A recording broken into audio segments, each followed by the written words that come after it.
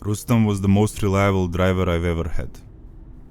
Kid didn't ask any questions, was quick at the wheel and wasn't opposed to getting into a scuffle if needed.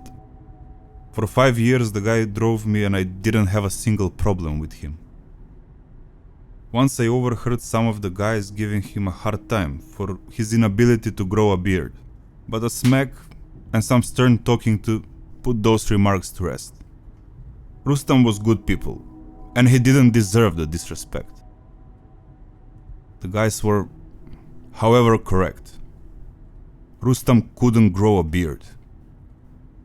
I, of course, did not care. I found his attempts endearing, and if I ever asked him to shave, he did. Rustam's facial hair did not interest me in the least bit. Yet, when one day I noticed his jaw covered with dark, healthy stubble, I found myself curious. I asked the kid if he had been to Turkey recently. He laughs and tells me if he'd been on vacation, I would be the first to know. He tells me he found a new cream that is meant to stimulate hair growth. I don't make much of it then. Next morning, however, Rustam has a beard. A short but thick, black beard that he could never hope to grow on his own. I asked him about this hair cream. I asked him where he got it. He tells me a cousin gave it to him to pay off a debt. It was a busy day, so I left it at that. But the question of the cream kept prodding at the back of my neck. In the evening, before Rustam would drive me back home, I asked the kid to take me to his cousin. The cousin confirmed my hunch. The cream was local. It also didn't come cheap. There was good money to be made with that cream. Being a local businessman, I felt left out. The cousin provided some leads and I sent some guys to follow up on them. By the morning we had an address. The cream was being sold out of a warehouse on the edge of town. The morning that Rustam drove me and the guys to investigate, his beard was long and unkempt. The guys couldn't help but comment in awe. Rustam's smile was covered by his whiskers, but his head was raised in pride for the whole drive. I brought 2 cars of muscle, but they weren't needed. The warehouse was guarded by 2 dumb-looking twins. They each had a rifle slung across their chest, yet they didn't put the slightest bit of resistance. When we showed up, they just stepped aside without a word and let us enter the warehouse. There were a couple of laborers inside that were preparing the cream. They were taking pink plastic bottles labeled GH058 and covering them with packaging which read "Happy Hair." They, much like the mute guards, put up very little resistance to my guys.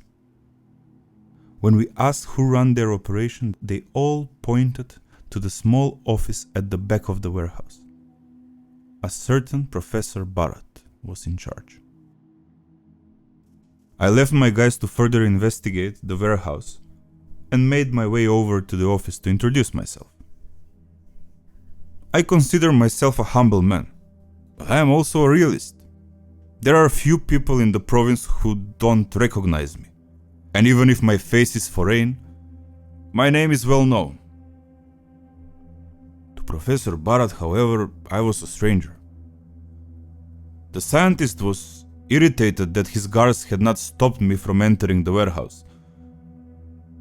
Even after I introduced myself, his demeanor didn't change.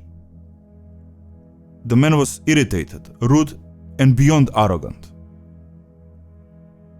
With my patience wearing thin, I invited him to look out of his office and say hello to my guys. It's only once he saw that he was desperately outnumbered that Bharat's tone changed. He didn't get scared though. Usually, when I drop in on parasites that don't pay their tribute, they beg for mercy. Bharat simply seemed annoyed. He acted as if my visit was an imposition on his valuable time. He explained that he was a member of a scientific institution and that his sale of the hair cream was a means of raising finances for deeply underfunded research. My patience with the man was already wearing thin. When he claimed he could not pay a proper tribute because his market was wholly local, my patience ran out. I consider myself a humble man, but I have learned long ago that letting insults fester unpunished leads to bigger problems down the line. I gave the scientist a smack and then a kick for good measure. I told the scientist I was not an idiot. The labeling on the bottles of the hair cream was meant for Western audience. If he was going to sell the local magic to the rich, I was owed due compensation. I didn't want to get any blood on my suit, so I called in 2 of my guys to help me with conducting the interview. My punishment didn't do much to change Bharat's tone. He still acted as if it was I that was imposing on his time. Once the guy started working on his fingers, however, he became a lot more forthcoming with the details of his operation. The cream, he squealed, came from his laboratory. It was the result of decades of research, and if the research were permitted to continue, it could solve significantly more pressing problems than just hair loss. As the scientist spoke, my mouth grew wet with appetite. My aptitude for sniffing out business had brought me yet another boon. I was already counting my profits when Bharat revealed the name of the scientific organization he represented. The same hunch at the back of my neck which brought me to the warehouse suddenly sprung cold sweat. Bharat worked for the organization formerly known as the United People's Institute of Science. The United People's Institute of Science was an underground research facility which dissolved along with the Soviet Union back in the early 90s. While the institute still operated, it was the source of much dark gossip. The common folk spoke of missing children and secret weapons and all sorts of other theories about what was happening beneath their feet. Once the institute officially shut down, the commoners still spoke of it, but the tenor of the stories changed. Tales of forbidden science and experiments that served as an affront to nature itself became common. The United People's Institute of Science ceased to exist with Gorbachev fumble, but something else was born in its place. The common folk called it. Bharat called it that too. The moment I heard those horrid syllables, I told my guys to let the scientist go. They were happy to do so. They too were familiar with the name. We left the warehouse immediately, without any deals being made. I ordered the guys to leave behind all souvenirs. Most of them were wise and did so without argument. Rustam, however, hesitated. He still put away the bottles of hair cream he took from the laborers, but he hesitated. That night, as he drove me back home, I told him he should stay away from the cream. True, a lot of those things that were said about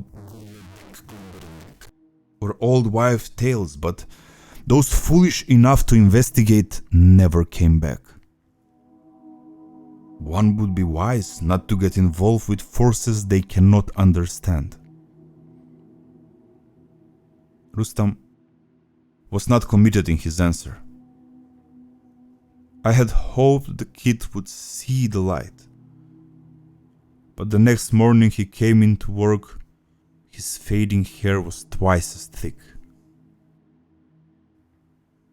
Though he disregarded my advice, Rustam did at least trim his new beard to a civilized length. I let the issue of Rustam and his beard fall to the wayside for about 2 months. It was his choice, and even though I didn't agree with the source of his growth, I had more important business to contend with. One day, however, I noticed Rustam's hair and beard had lost much of their volume. I didn't comment on it at first, but the next day his hair grew even more thin and sickly. Rustam himself seemed to be out of sorts as well. There were a gentle slur to his words, and even his driving had lost some of its edge. I asked Rustam how he was feeling, and he put on a stoic front. But past his sickly skin and withering beard, I could see he was ill. I sent the man home early, and I told him to get plenty of rest. He, as usually, didn't argue. As he left the car, I suggested, casually, that it might be time to stop using the hair cream. Rustam nodded, but he said nothing. The half day did not help Rustam's recovery. When I met him the following morning, he looked like death. Both his hair and his beard had turned the shade of bone and had the consistency of straw. His eyes were bloodshot, and his skin had drained of all color. The man needed urgent medical attention. I called off all my scheduled meetings and instructed Rustam to drive to my doctor's house. He did not argue. Instead, he thanked me. As we drove, I assured Rustam that he would get the best care and that he would be feeling good in no time. I had paid a good retainer for the doctor and was confident in his service. My positive outlook, however, faded. Rustam's beard was moving. It was writhing. I decided to let Rustam focus on the road. In silence we drove, and I tried to keep my eyes on the passing scenery beyond. Occasionally, I would look over at Rustam in hope that the movement I saw was just a trick of the lights. It wasn't. Like a nest of grey, featureless snakes, Rustam's beard writhed. The doctor always greeted me with a smile, yet when he saw the state Rustam was in, he didn't even shake my hand. He helped Rustam walk up the steps of his porch, but he kept his distance from his face.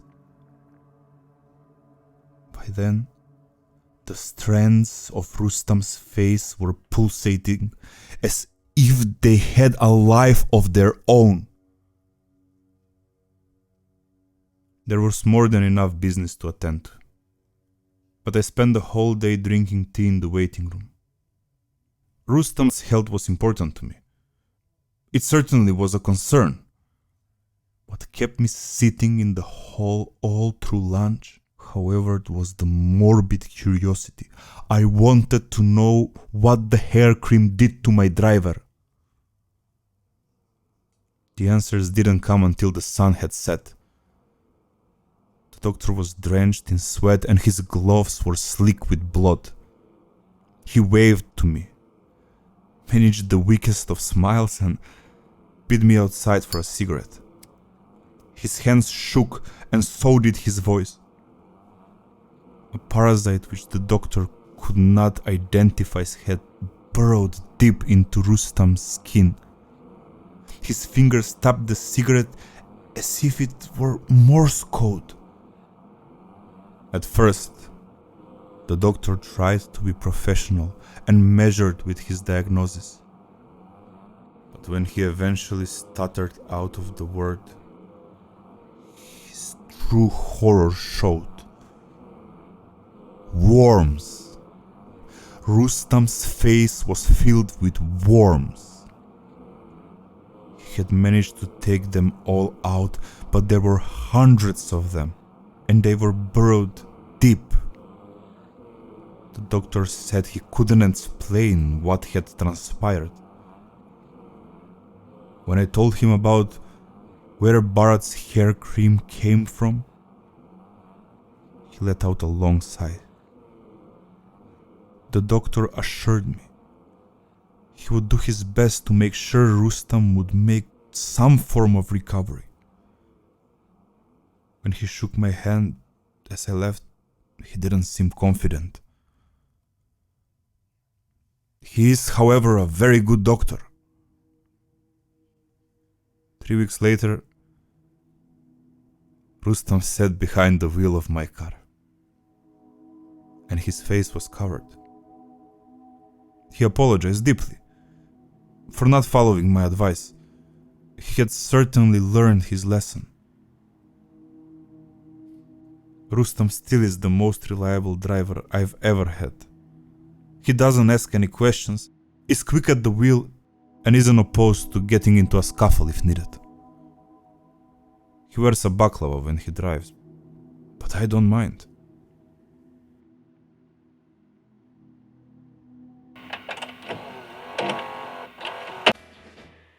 And so concludes another episode of the United People's Institute series. Next Thursday comes a tale of gambles, smugglers, and hair cream, read by Dmitry Treshchakov.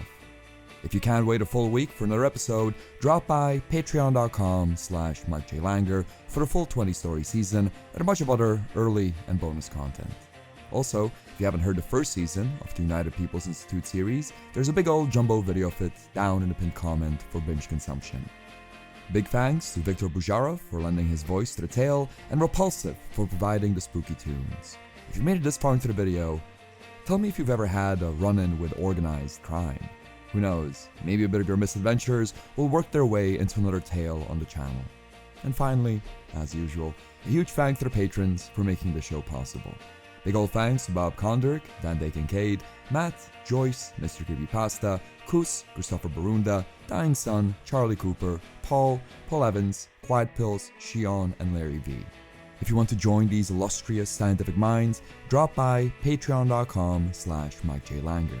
That's it for me this week. Hope everyone is safe, sane, and healthy.